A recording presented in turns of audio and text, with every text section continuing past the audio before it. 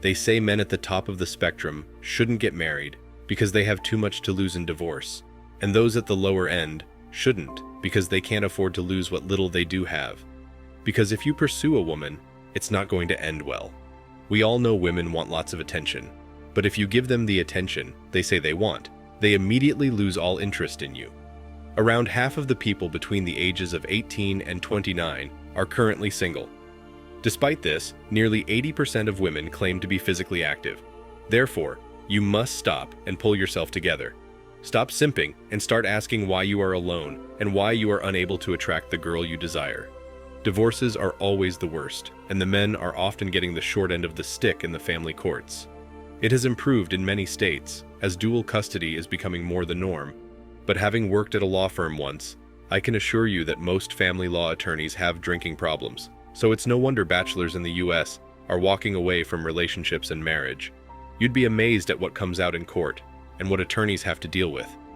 This becomes much worse when a client runs out of money, while the divorce and custody battle is still pending. The same goes for private security, and what a crazy ex-wife thinks they can get away with. As the years pass by, we can see a transformational shift in the changing dating landscape. This landscape also changed and shifted with COVID-19 hitting all of us in the last couple of years, pushing us back into our rooms and homes, forcing us to isolate ourselves and not interact with people in the real world.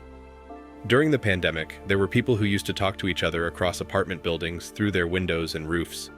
I even remember watching a video where a guy liked a girl whom he could see from his window while she was sitting on her roof reading a book. He managed to send her messages through a drone, and then they started sharing meals and everything. The key takeaway is that people will occasionally find a way to make things work in their favor through interpersonal contact. But that was a one-time thing. Most people, particularly men, were compelled to just use dating apps. Nevertheless, do you know what the worst aspect of dating apps for men is? It is utterly intended to harm people and undermine their self-worth. This is due to the fact that women have always had an advantage on dating apps and social networking sites. And I've talked about this in some of our previous videos as well.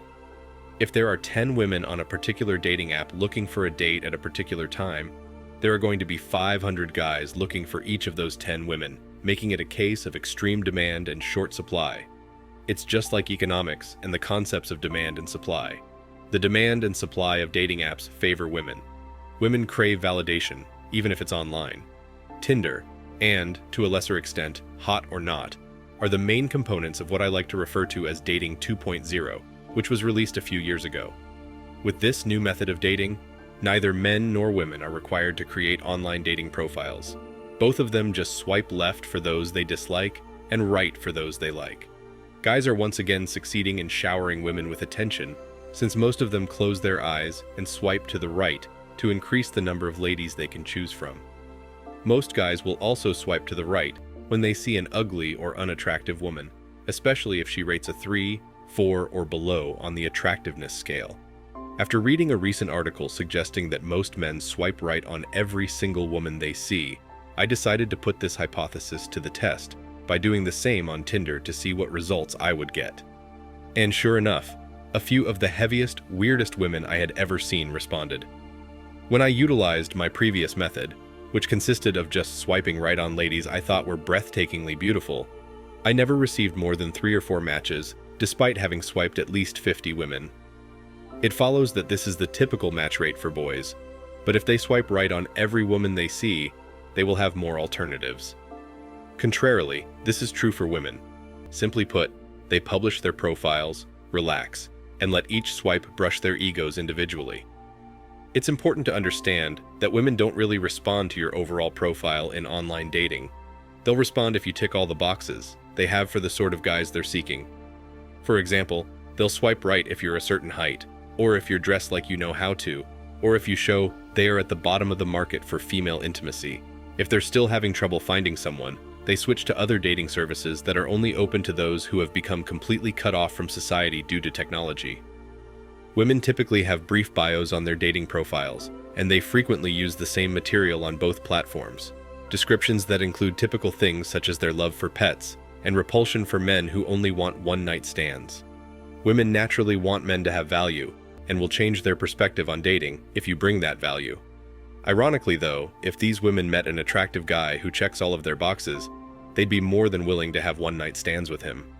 They would forget all of their so-called principles and lose their personal ethics to have a chance at a hot fling with someone who they think is hot and attractive. The point here is that because of this imbalance in online dating, women receive more attention than they ever can, and men get to have their self-esteem crushed by women who only see them as one of 500 men who swiped right on their profile. This causes a lot of guys to grow to hate and dislike women, and some of them go as far as to become incels. I want to sincerely caution you guys about it. Listen, hating on women won't make your problem go away. If you chose to follow your own path and take the red pill, that is a totally different matter, and I completely respect your decision because I am aware that you do not despise women.